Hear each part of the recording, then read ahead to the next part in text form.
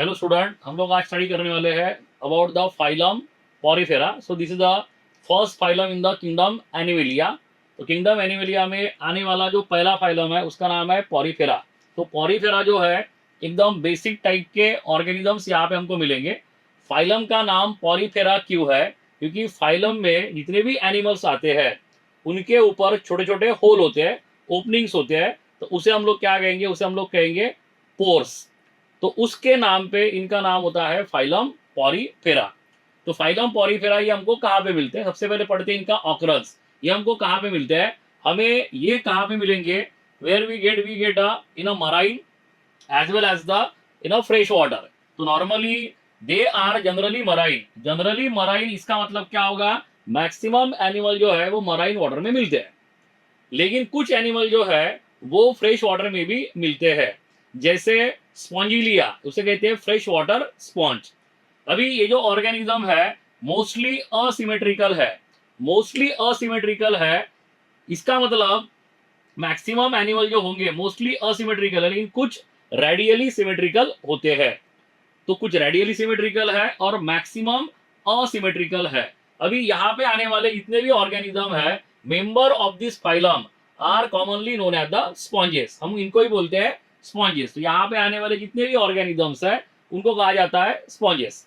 तो these are okay. अगर हम लोग यहाँ पे आते हैं, these are the primitive multi cellular animal and have the cellular level of organization.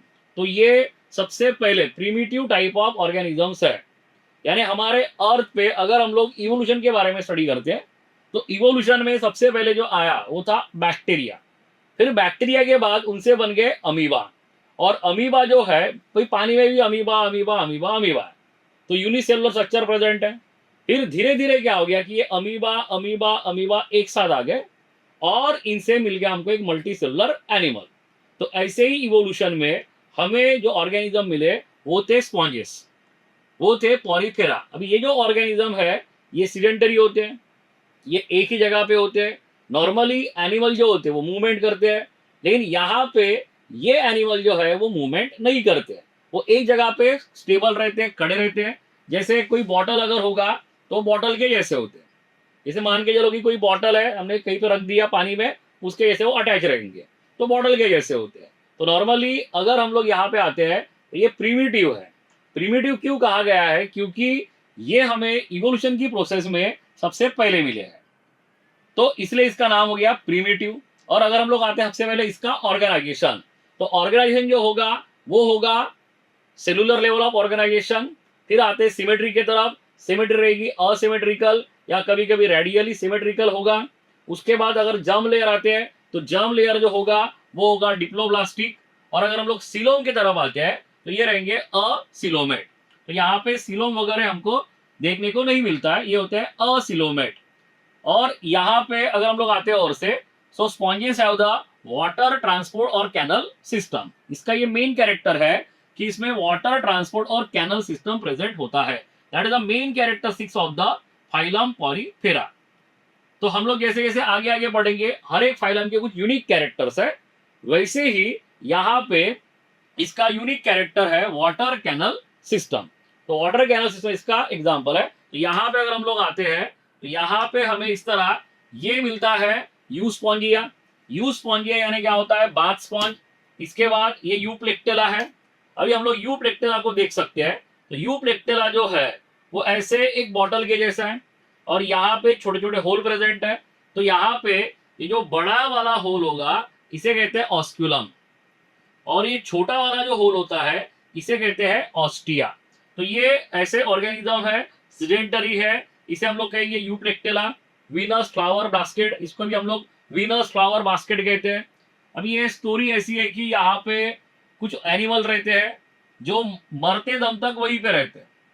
तो जापान में कुछ लोग हैं इसको गिफ्ट करते हैं as a symbol of the marriage, कि हस्बैंड एंड वाइफ जो होंगे वो लॉन्ग टर्म के लिए ऐसे होने चाहिए। तो इसको बोला जाता है वीनस फ्लावर बास्केट। तो ये भी एक ऑर्गेनिज्म हमारे पास है। उसके बाद ये है बाथ स्पॉन्ज। इसके बाद ये रहेगा यू स्पॉन्जिया, सॉरी ये रहेगा स्पॉन्जिलिया। तो स्पॉन्जिलिया भी हमारे पास है। इसके बाद ये होगा। तो इस तरह हमें ये रहेगा साइफा। तो साइफा या साइकॉन, हम लोग साइफा या साइकॉन भी कह सकते हैं इसको। तो साइफा है या साइकॉन है, ये ऐसा होता है। यानी ये जो ऑर्गेनिजम्स है वो हमें स्पेशली कैसे दिखाई देंगे, तो वो दिखाई देते हैं बॉटल के जैसे, और उनमें होल होते हैं। तो जैसे एक बॉटल मेरे पास है और बॉटल का ऊपर का पार्ट है ऑस्क्यूलम, बीच में होल प्रेजेंट है, that is called as ostia, और बीच का जो स्पेस होगा जहां पे पानी है that is called as a spongocoel.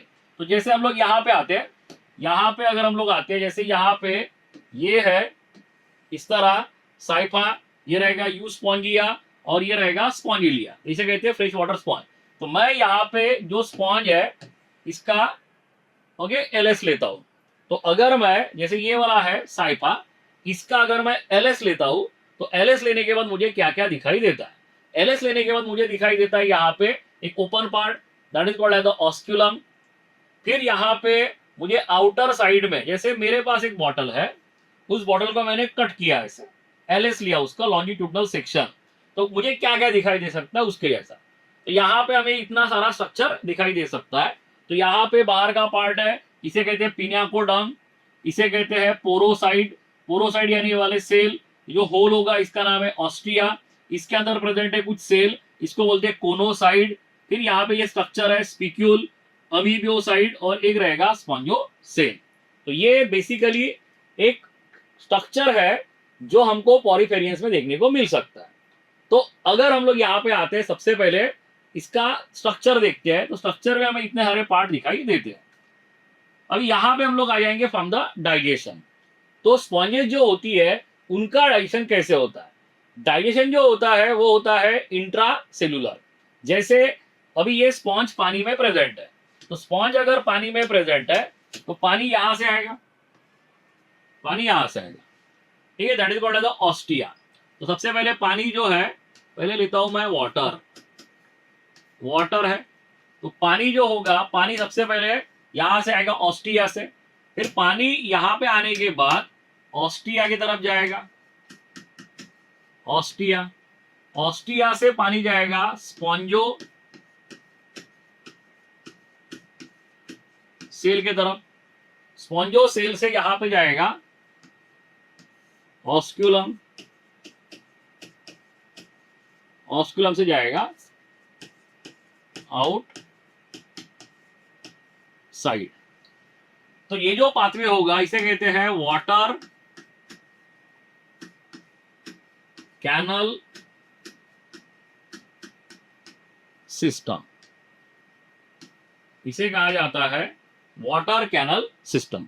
तो बेसिकली पानी का जो पाथवे होगा, पानी का पाथवे कैसे होगा? पानी का पाथवे यहां से होगा। सबसे पहले पानी यहां से आएगा ऑस्टिया से, कोई भी ले सकते हैं हम लोग, यहां से ले सकते हैं, यहां से ले सकते हैं, यहां से भी ले सकते हैं। तो सबसे पहले पानी यहां से आएगा, यहां से आने के बाद यहां पे आएगा स्पॉन्जोसेल, और यहां से आने के बाद यहां से ऐसा निकल जाएगा। तो ये जो पाथवे होता है इसे कहते हैं water canal system, and that is the main characteristics of the sponges. अभी स्पॉन्जेस में यहाँ पे जो बाहर का पार्ट है पिनियाकोडम, ये अंदर का पार्ट है, ये वाला स्पॉन्जोसेल है, और हम लोग यहाँ पे देख सकते हैं कि यहाँ पे स्पेशल टाइप के सेल प्रेजेंट है। ये जो सेल होते हैं इसे हम लोग कहते हैं कोनोसाइड। तो कोनोसाइड की प्रॉपर्टी क्या होती है? जैसे ही पानी अंदर आता है, पानी जैसे ही अंदर आएगा, ये वाले सेल होते हैं कोनोसाइड। तो कोनोसाइड में यहाँ पे प्रेजेंट है फ्लैजेला, माइटोकॉन्ड्रिया, गोल्गी बॉडीज, एक नॉर्मल सेल है। अभी यहाँ पे फ्लैजेला प्रेजेंट है, और मान के चलो कि पानी में है डाई एटम्स, तो पानी में यहाँ पे डाई एटम्स है, तो डाई एटम्स यहाँ पे प्रेजेंट है, यहाँ डाइनोफ्लैजेलेट्स है। अभी with the help of the flagella, flagella के हेल्प से ये क्या करेगा, ये सबसे पहले इस डाई एटम को अंदर खींचेगा, या कोई भी ऑर्गेनिज्म है उसको अंदर खींचेगा। अंदर खींचने के बाद इसके एंजाइम क्या करेंगे, इसको डाइजेस्ट करेंगे। ये हो गया डाइजेस्ट इस तरह, यानी इसका मतलब डाइजेशन कैसा है, इंट्रा सेल्यूलर। डाइजेशन जो है वो है इंट्रा सेल्यूलर। तो सेल जो है वो डाइजेस्ट सेल के अंदर ही कर रहा है। फिर अगर यहाँ पे डाइजेशन हो रहा है तो यही करेगा एक्सक्रीशन, सेल ही करता है यहाँ पे एक्सक्रीशन। तो एक्सक्रीशन है, रेस्पिरेशन है, तो एक्सक्रीशन, रेस्पिरेशन, डाइजेशन, ये सब कौन कर रहा है? ये सब कर रहा है सेल। तो सेल जो होता है, सेल की ये प्रॉपर्टी है कि ये एक्सक्रीशन करता है, डाइजेशन करता है, रेस्पिरेशन भी कर रहा है। तो नॉर्मली हमें यहाँ पे मिलता है सेलुलर लेवल ऑफ ऑर्गेनाइजेशन। तो ये होते हैं choanocyte, these are the main characteristic cell of the sponges. तो अगर हम लोग स्पॉन्जेस के स्ट्रक्चर की तरफ आते हैं तो हमें क्या क्या दिखाई देता है? हमें इस तरह दिखाई देता है, ये बाहर का इपिडर्मस लाइक स्ट्रक्चर, इसके बाद ये वाले कोनोसाइड है, और कोनोसाइड है, फिर ये ओस्टिया, फिर ये ऑस्कुलम, ये स्पॉन्जोसेल, इस तरह ये पाथवे होगा। ये सेल जो होते हैं कोनोसाइड, यही करते हैं डाइजेशन, यही करते हैं एक्सक्रीशन, यही करते हैं रेस्पिरेशन। यहाँ पे नर्वस सिस्टम का कुछ रोल होता नहीं है क्योंकि ये सेलुलर लेवल ऑफ ऑर्गेनाइजेशन है। फिर यहाँ पे अगर हम लोग आते हैं, नेक्स्ट आते हैं स्पिक्यूल की तरफ। स्पिक्यूल्स यानी क्या होता है? जैसे हमारी बॉडी में बोन्स होते हैं और हमारे बॉडी में जो स्केलेटन है वो बना होता है बोन से। हमारे बॉडी का स्केलेटन जो है उसका काम क्या है? उसका काम है हमारे बॉडी को सपोर्ट करना, हमारे आई को, हमारे स्किन को, हमारे हेयर को सपोर्ट करना, ये काम होता है स्केलेटन का। वैसे ही स्पॉन्जेस होती है, उनमें भी स्केलेटन की जरूरत होती है। तो स्केलेटन जो होगा यहाँ पे मेंटेन करेगा स्पिक्यूल। स्पिक्यूल कितने टाइप के होते हैं? स्पिक्यूल अलग अलग टाइप के हो सकते हैं। जैसे स्पिक्यूल जो होते हैं, कुछ स्पिक्यूल जो रहेंगे वो बने होते हैं कैल्शियम कार्बोनेट के। तो जैसे हमारी बॉडी में बोन्स है और बोन्स बने हैं कैल्शियम के, वैसे ही यहाँ पे प्रेजेंट रहेंगे स्पिक्यूल, कैल्शियम स्पिक्यूल रहेंगे यहाँ पे। तो कोई ऑर्गेनिज्म है इसमें प्रेजेंट रहेंगे कैल्शियम स्पिक्यूल्स। कुछ ऑर्गेनिज्म है उनमें प्रेजेंट होते हैं स्पॉन्जिन फाइबर, उनमें प्रेजेंट होता है स्पॉन्जिन फाइबर, यानी ये होता है प्रोटीन। स्पॉन्जिन फाइबर है यानी ये बना होता है किससे? प्रोटीन से बना होता है। तो बेसिकली अगर हम लोग यहाँ पे आते हैं तो ये जो ऑर्गेनिज्म है इसमें प्रेजेंट है स्पॉन्जिन फाइबर, इसमें प्रेजेंट है कैल्शियम के स्पिक्यूल्स। तो अलग अलग ऑर्गेनिज्म में अलग अलग होते हैं। तो दैट इज द कैरेक्टरिस्टिक्स। इसके बाद हम लोग आते हैं इसका रिप्रोडक्शन। तो रिप्रोडक्शन जो होगा यहाँ पे, रिप्रोडक्शन हमें दो टाइप से मिल सकता है। एक जो होगा असेक्सुअल, एक होगा सेक्सुअल। जैसे असेक्सुअल है, असेक्सुअल जो है वो होता है बाय द रीजनरेशन और विदाउट एनी एक्सेप्शन। दुनिया में जितने भी स्पॉन्जेस है उनमें विदाउट एनी एक्सेप्शन होता है रीजनरेशन। तो रीजनरेशन ये प्रॉपर्टी है स्पॉन्जेस की। तो ये कॉमन क्वेश्चन है, ये आता है कि स्पिक्यूल सब में अलग अलग हो सकते हैं, किसी में कैल्शियम के होंगे, किसी के स्पॉन्जिस फाइबर के होंगे, अलग अलग रह सकते हैं। लेकिन जितने भी स्पॉन्जेस है उनमें रीजनरेशन की पावर होती है। तो regeneration that is the characteristics of the sponges. अभी नेक्स्ट आते हैं सेक्सुअल। सेक्सुअल रिप्रोडक्शन यहाँ पे कैसे होगा? सेक्सुअल रिप्रोडक्शन जो होता है वो यहाँ पे होगा इस तरीके से, सेक्सुअल रिप्रोडक्शन। तो हमारे पास यहाँ पे दो स्पॉन्जेस है। अब ये दो स्पॉन्जेस जो है इनके अंदर ये प्रेजेंट है cell, that is called as the choanocyte. यहाँ पे भी प्रेजेंट है और यहाँ पे भी प्रेजेंट है कोनोसाइट, दोनों भी जगह पे कोनोसाइट प्रेजेंट है। तो जो कोनोसाइट होता है, जो कोनोसाइट है, ये जो सेल है कोनोसाइट, ठीक है, यहाँ पे ये रहेगा इस तरह, ये कोनोसाइट सेल है। ये कोनोसाइट जो होगा वो डिवाइड करेगा, कोनोसाइट जो है वो डिवाइड करेगा और डिवाइड करने के बाद यहां पे हमें मिलेंगे हैप्लॉइड सेल। ये जो हैप्लॉइड सेल है इसे हम लोग कहेंगे स्पर्म या we can say male gamete. और यहां पे जो कोनोसाइट प्रेजेंट है, यहां पे जो कोनोसाइट सेल प्रेजेंट है ये भी करेगा डिवीजन और हमें मिलेंगे यहाँ पे सेल, इसे हम लोग कहेंगे एग। अभी ये बाइसेक्सुअल है। बाइसेक्सुअल क्यों है? क्योंकि यहाँ पे दोनों भी हमको मिल जाएंगे, एक मिलेगा एग और एक मिलेगा स्पर्म। यहाँ पे ही स्पर्म प्रेजेंट है, यहाँ पे ही एग है, यहाँ पे ही स्पर्म प्रेजेंट है, यहाँ पे ही एग प्रेजेंट है, यानी ये बाइसेक्सुअल है। लेकिन कभी भी ऑर्गेनिज्म अगर बाइसेक्सुअल होंगे तो भी वो फेवर करते हैं क्रॉस फर्टिलाइजेशन को, ताकि नई वैरायटी डेवलप होनी चाहिए, नए एनवायरनमेंट में वो अडेप्ट होना चाहिए, इसके लिए वो करते हैं क्रॉस। तो नॉर्मली अगर हम लोग यहाँ पे आते हैं तो यहाँ से स्पर्म निकलेगा और यहाँ पे आ जाएगा, स्पर्म यहां से निकल के यहां पे आ गया, स्पर्म यहां से निकल के यहां पे आने के बाद ये जो स्पर्म होगा वो एक के साथ फ्यूज हो जाएगा। जैसे ही एक के साथ फ्यूज हो जाएगा यहां पे बन जाएगा जाइगोट। और जाइगोट जो है, जो जाइगोट होता है, तो जाइगोट जो होगा, जाइगोट का यहाँ पे बन जाएगा इस तरह धीरे धीरे एम्ब्रियो। और एम्ब्रियो जो है वो धीरे धीरे बढ़ते रहेगा और एम्ब्रियो बढ़ने के बाद हमें यहाँ पे मिलेगा लार्वा। हमें यहाँ पे मिलता है लार्वा। और जो लार्वा होता है वो बाद में डेवलप हो जाता है अडल्ट में। तो लार्वा जो होता है वो अडल्ट से टोटली अलग है। नॉर्मली अगर हम लोग अर्थवर्म में आते हैं तो अर्थवर्म का लार्वा अर्थवर्म के जैसा दिखता है, ह्यूमन का जो बच्चा होता है वो ह्यूमन के जैसा ही दिखता है। तो इस केस में थोड़ा सा प्रॉब्लम है। इसमें प्रॉब्लम ये है कि यहाँ पे लार्वा जो होता है वो अडल्ट से थोड़ा सा अलग दिखता है। Larva is a distinct from the adult. Larva adult से अलग होता है। तो नॉर्मली यहाँ पे फर्टिलाइजेशन जो होगा वो होगा इंटरनल, डेवलपमेंट जो होगा वो होगा इनडायरेक्ट। डेवलपमेंट इनडायरेक्ट हम लोग क्यों कहेंगे? क्योंकि डेवलपमेंट थ्रू हो रहा है बाय द लार्वा, वो लार्वा के थ्रू हो रहा है, इसलिए डेवलपमेंट होगा इनडायरेक्ट। डायरेक्ट डेवलपमेंट का मतलब क्या होता है? जैसे ह्यूमंस में होता है, यंग वंस आता है और यंग वन अडल्ट के जैसा दिखता है। लेकिन जब लार्वल स्टेज आती है, जैसे बटरफ्लाईज है, तो बटरफ्लाई में सबसे पहले आता है कैटरपिलर, और कैटरपिलर जो होगा उसका बनता है बाद में बटरफ्लाई, यानी स्टेजेस है वहां पे। तो लार्वल स्टेज अगर होगी that is called as a indirect development. तो रिप्रोडक्शन जो होगा वो असेक्सुअल भी है, सेक्सुअल भी है। असेक्सुअल होगा बाय रीजनरेशन, सेक्सुअल होगा बाय द फर्टिलाइजेशन। फर्टिलाइजेशन होगा इंटरनल। तो यहाँ पे हम लोग देखते हैं कुछ कैरेक्टर। तो यहाँ पे ये कोनोसाइट सेल है, this is called as a choanocyte cell. इसके अंदर ये होता है डाइजेशन, एक्सक्रीशन, रेस्पिरेशन। इसके बाद ये इसका स्ट्रक्चर है, यहाँ पे ये होगा ऑस्टिया, यहाँ पे होगा ऑस्टिया, फिर यहाँ पे प्रेजेंट है स्पॉन्जोसेल, उसके बाद यहाँ पे प्रेजेंट है ऑस्क्यूलम। ये होगा water canal system, water, ostia, spongocoel, osculum, और उसके बाद आउटसाइड। ये कुछ एग्जांपल्स है इसके, जैसे Scypha, Euspongia, Spongilla, fresh water sponge.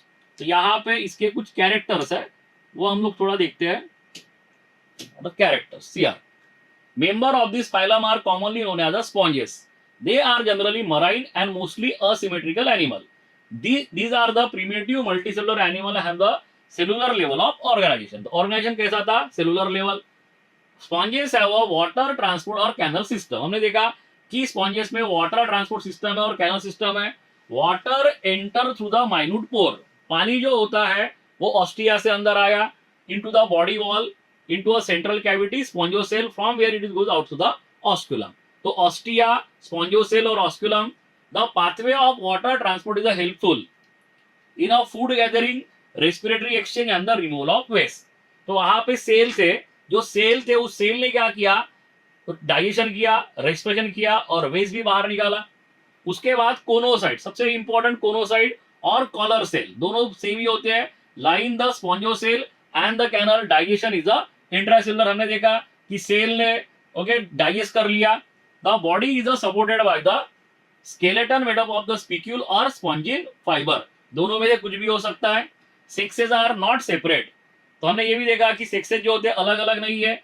Egg and the sperm are produce by the same individual. Sponges reproduce asexually by fragmentation and sexually by the formation of gamete. तो fragmentation से भी हो सकती है, regeneration से भी हो सकती है, और सेक्सुअली होगी by the gamete. Fertilization is a internal and development is a indirect, having a larval stage. ये इंपॉर्टेंट है, larval stage which is a morphologically distinct. Larva जो होता है वो मॉर्फोलॉजिकली अलग दिखता है अडल्ट से। Central body cavity of sponges called as the spongocoel, इसे कहते हैं स्पॉन्जोसेल। तो ये था हमारा about the phylum porifera. Remaining one we will say in next video.